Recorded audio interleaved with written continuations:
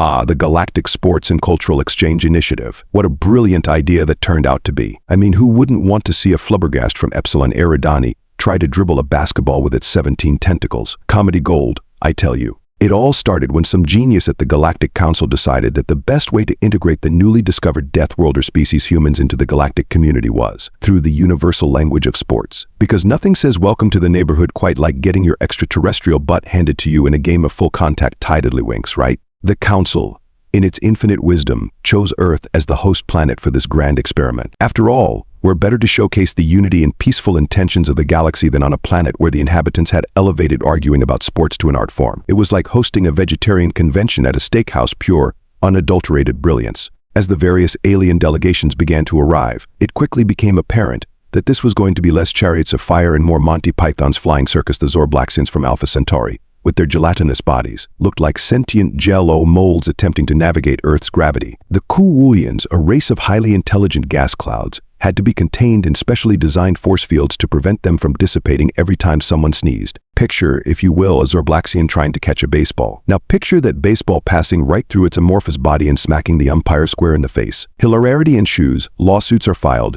and intergalactic incidents are narrowly avoided. The humans, for their part, were doing their best to be gracious hosts. And by gracious I mean they were barely containing their laughter as they watched a group of Arcturian tree-brigade beings attempt to play water polo. It turns out that when your entire species has evolved to fear water as if it were acid, diving into a pool is less of a sport and more of an extreme act of terror. But the real fun began when the aliens decided to showcase their own sports. The Vindosian gravity ball quickly became a fan favorite, mainly because no one, including the Vindosians, could figure out the rules. It involved a lot of floating, spinning, and occasionally projectile vomiting, which coincidentally is also an accurate description of a typical night out in Las Vegas. And in a stunning turn of events, the human team has scored -12 points in gravity ball. This puts them in the lead, or possibly last place. We're not entirely sure, but the crowd goes wild anyway. The Qu'ulian sport of thought racing was, well, let's just say it was as exciting as watching paint dry.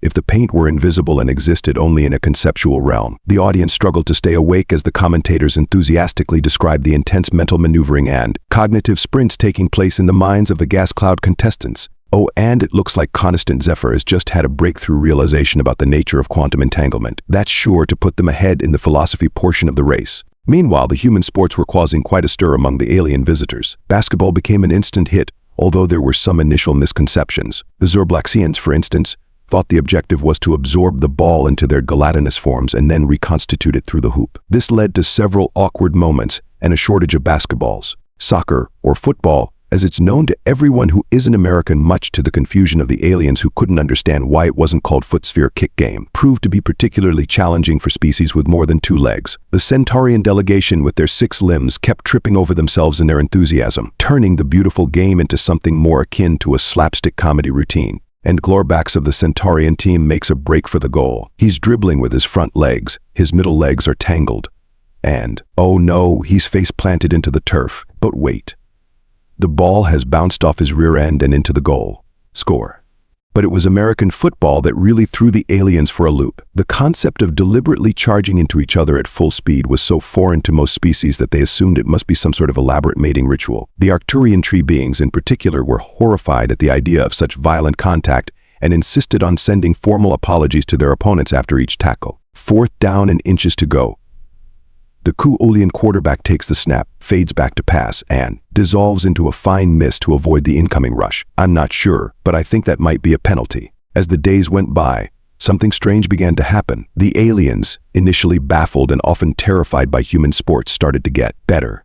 Not good, mind you, but definitely less hilariously incompetent. The Zorblaxians learned to maintain a roughly humanoid shape long enough to complete a basket. The Arcturians overcame their fear of water enough to at least float on the surface without screaming in terror. It was during a particularly intense game of rugby, which the aliens had dubbed suicidal egg chasing, that the true nature of human sports began to dawn on the extraterrestrial visitors. As they watched the humans gleefully tackle each other into the mud, a Qu'ulian spectator turned to its human companion and asked, "Is this not painful?" The human, nursing a black eye and a dislocated shoulder from his last match, grinned and replied, "Oh, it hurts like hell, but that's half the fun." And just like that, the penny dropped. Or in the case of the Qu'ulians, the gaseous equivalent of a penny dispersed into a vaguely contemplative pattern. You see, what the aliens had failed to grasp until that moment was that human sports weren't just games, they were training. training for a life on a planet that seemed hell-bent on killing its inhabitants at every turn. A planet where the very air could turn into swirling death funnels, where the ground could shake and split open without warning, where invisible particles in the air could burn your skin, and where countless creatures had evolved specifically to end your existence in the most unpleasant ways possible. Oh, you think rugby is tough? Try surviving an Australian summer, mate. Now that's a contact sport. The realization spread through the alien delegations like wildfire, another concept that terrified most of them. Suddenly, every human sport took on a new, almost sinister significance. Swimming. Clearly a vital skill for surviving when your land vehicle inevitably plunged into one of Earth's many large bodies of water. Rock climbing. Essential practice for escaping the numerous predators that would happily make a meal out of you. Marathon running. Obviously a technique for outlasting the relentless pursuit of persistence hunters, both human and animal. Even the seemingly innocuous sports revealed their true nature. Golf. A clever way to practice accuracy with various blunt instruments, essential for fending off attackers when proper weapons aren't available. Bowling.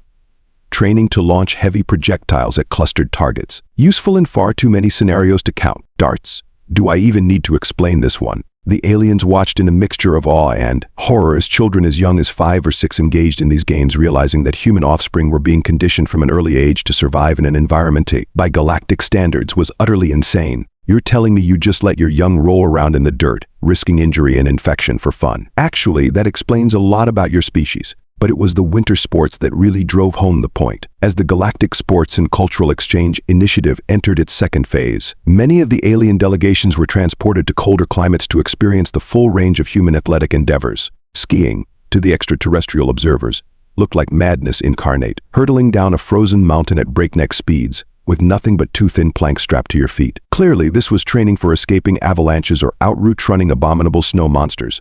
Ice hockey combined the bone-crunching violence of rugby with the added danger of razor-sharp blades and a rock-hard projectile. The aliens couldn't decide if this was training for Arctic warfare or just humans finding new and inventive ways to court death. So let me get this straight. You put blades on your feet, arm yourselves with clubs, and then fight over a small disc on a frozen surface. And you do this for 4.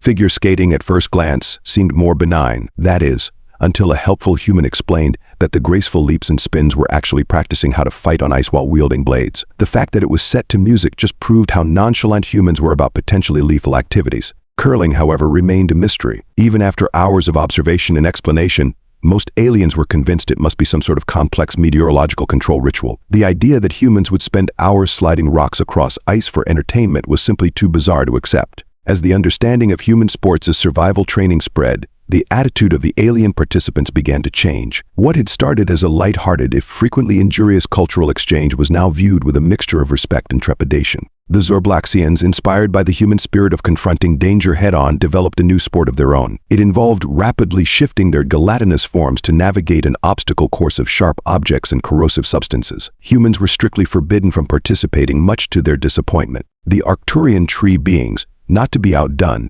introduced a game that required participants to stand perfectly still for days on end while resisting the urge to photosynthesize. It was hailed as a great test of mental fortitude, though spectators found it somewhat less than riveting. And on day 3 of the Arcturian Stillness Championship, competitor Bark McLafey has yet to move a single branch. The tension is palpable, folks. Even the Qu'ulians got in on the act, creating a sport that involved rapidly changing one's gaseous composition to solve complex chemical equations. It was fascinating from a scientific perspective but did little to draw crowds. But it was the humans who truly embraced the spirit of the exchange. Eager to prove they could adapt to any challenge, they threw themselves into alien sports with gusto. This led to some interesting results. Attempts at Vindosian gravity ball resulted in a new branch of physics dedicated to understanding how humans managed to break the fundamental laws of gravity through sheer stubbornness.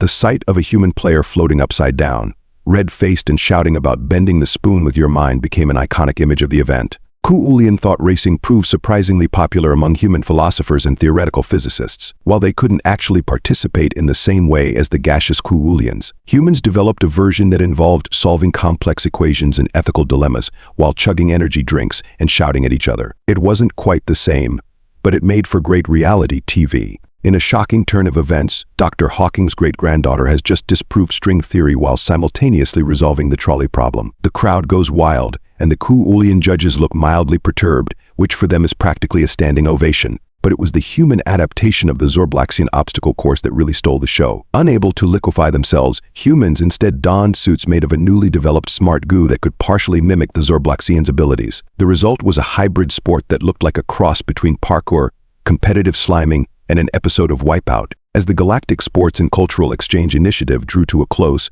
it was clear that while not every attempt at cross-species athletics had been a success, something far more important had been achieved. The aliens had gained a new respect for humanity's resilience and adaptability, even if they still thought we were completely insane for living on such a dangerous planet. The humans, for their part, had learned valuable lessons about thinking outside the box and approaching problems from entirely new angles. They had also gained a deeper appreciation for the diversity of life in the galaxy, even if that appreciation sometimes manifested as a desire to challenge said life to increasingly bizarre sporting contests. In the end, the initiative was hailed as a great success by the Galactic Council. Sure, there had been injuries, property damage, and a few minor diplomatic incidents. And yes, several planets were now seriously considering quarantining Earth as a safety precaution. But cultural bonds had been forged, friendships had been made, and everyone had gained a new perspective on the nature of competition and survival. As the last of the alien delegations prepared to leave Earth, a human reporter caught up with Zix Clorp, the Zorblaxian team captain, for a final interview. So, Zix Clorp, what's the biggest lesson you'll take away from your time on Earth? The Zorblaxian captain rippled thoughtfully for a moment before replying, I think we've learned that in the face of a hostile universe, sometimes the best defense is a good offense. You humans don't just survive, you thrive on challenge. You turn your training into games and your games into art. It's terrifying and inspiring in equal measure. The reporter nodded, then asked, and what about the sports themselves? Any favorites? Zix Clorp's entire body quivered, and what the reporter had learned was the Zorblaxian equivalent of laughter. Oh, definitely your baseball. We're thinking of adapting it for our home world. Of course, we'll have to make some changes. The ball will be on fire, the bat will be electrified, and the field will be covered in lava. To make it more interesting. The reporter blinked in surprise. That sounds incredibly dangerous. Dangerous? Zix Clorp rippled in amusement. My dear human, after spending time on your planet, we've realized our definition of dangerous may have been a bit conservative. Besides, we figure if we're going to play a human sport, we should at least try to capture the true spirit of it. As the reporter watched Zix Clorp ooze away towards the alien ships, she couldn't help but feel a mix of pride and mild concern. Humanity had set out to share its culture with the galaxy, and in doing so, had inadvertently sparked a new age of extreme sports across the cosmos. Somewhere in the vast expanse of space, the Galactic Council was already bracing itself for the insurance claims that were sure to follow. And so, as the sun set on the first Galactic Sports and Cultural Exchange Initiative, one thing was abundantly clear: the universe would never be the same again. Humanity had made its mark, for better or for worse, and the games were just beginning. In the years to come, as news of Earth's sporting culture spread across the galaxy, the planet gained a new reputation. It was no longer just seen as a backwater death world on the spiral arm of an unremarkable galaxy. Oh no, it had become something far more intriguing, a crucible of innovation, a playground for the clinically insane, and the ultimate training ground for any species looking to toughen up. Tourism to Earth skyrocketed, with aliens from all corners of the galaxy signing up for extreme sports packages. Survive the Australian Outback wingsuit through the Grand Canyon and free solo El Capitan became the must-do activities for any self-respecting galactic thrill seeker. Meanwhile, human sports continued to evolve, incorporating elements from alien cultures. Zero-G basketball became an Olympic sport, much to the delight of the Vendosians. Quantum cricket, a mashup of the traditional Earth game and Qu'ulian thought racing, baffled and enthralled audiences in equal measure. And it's a quantum superposition of both a six and a duck for the batsman. The Schrodinger's umpire is going to need to collapse this waveform, folks. But perhaps the most lasting impact was on the galactic political stage. Suddenly, humanity found itself with an unexpected soft power advantage. Turns out, when you can turn the deadliest environments in the universe into a fun afternoon activity, other species start to take notice. Diplomatic negotiations took on a new flavor, with human representatives suggesting that particularly thorny issues be settled over a friendly game of full-contact zero-G wool. More than one intergalactic treaty was signed in the locker room after a particularly